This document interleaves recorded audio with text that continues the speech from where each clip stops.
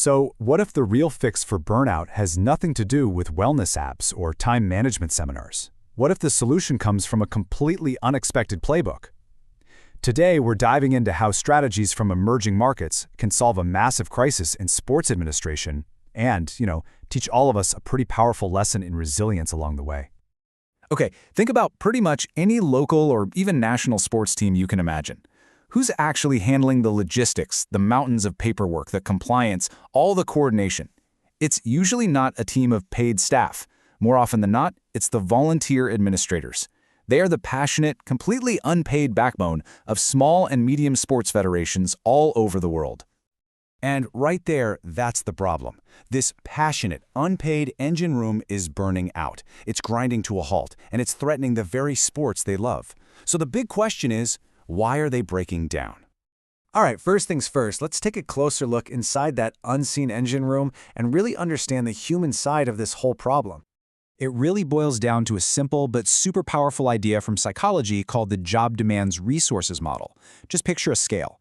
Burnout is what happens when the demands of a role, all the things piling up on one side, consistently outweigh the resources you have on the other side to deal with them. It's this constant imbalance that just wears people down. And this is where it gets so clear when you look at the volunteer experience. On one side of that scale, you have these huge demands, just crushing workloads, impossible deadlines, and trying to manage all sorts of tricky interpersonal conflicts. But then you look at the other side, the resources side, and it's almost empty. Little to no formal training, really fuzzy role descriptions, no support systems to fall back on, and almost no power to make your own decisions. That scale isn't just tipped, it's completely broken. Okay, so that's what it feels like for the individual. Now let's zoom out, because this is all happening inside a much bigger system that's also under a ton of strain. International sports federations are incredibly complex. They're in this constant tug of war, trying to balance global rules with what's actually needed on the ground. They're facing massive costs just for ethical compliance. And they're always fighting against becoming slow, bureaucratic machines. And guess what's holding this entire strained system together? A really heavy and frankly unsustainable dependence on that volunteer workforce we were just talking about. This brings us to a really crucial turning point. If the usual fixes, just throw more money at it, hire more staff, if those aren't on the table, then what do you do? How does an organization not just survive but actually thrive when having limited resources and high uncertainty is just the day-to-day reality? Well, it turns out the answer might be hiding in a very unlikely playbook, the world of emerging market strategy. Let's talk about this idea of frugal innovation. It's a concept born out of emerging markets that completely flips the script on how we see problems. It says that constraints, a lack of money, a lack of resources, aren't a weakness. In fact, they can be a powerful driver for coming up with creative, super efficient solutions. It's all about doing more and often doing it better with less.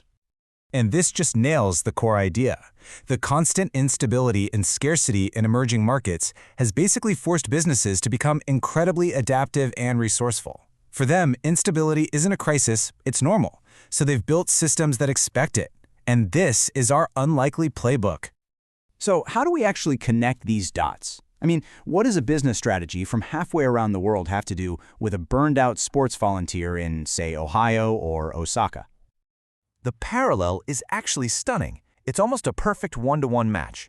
In business strategy, when you don't have reliable legal or financial systems, they call that an institutional void. Well, that is the exact same problem as a lack of support structures for our volunteers. Constrained budgets? That's just acute price sensitivity. High volunteer turnover?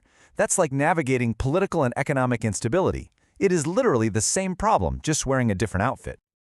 So what does a frugal solution actually look like in practice? It's not about big, flashy, expensive programs. It's about high-impact, low-cost changes. For instance, providing a clear job description. That costs nothing but a little bit of time, but it dramatically cuts down on stress and confusion. Rotating tasks keeps things fresh and builds a more skilled, flexible team. Publicly recognizing people for their work and helping them build strong peer networks, those are incredibly powerful resources that require an investment in culture, not in cash. These are frugal innovations, but for people. And all of this leads us to the final, and I think most crucial point. This isn't just about putting a Band-Aid on volunteer burnout. This is about building a fundamentally more resilient and adaptive organization from the ground up. It all comes together here in this Resilience Playbook.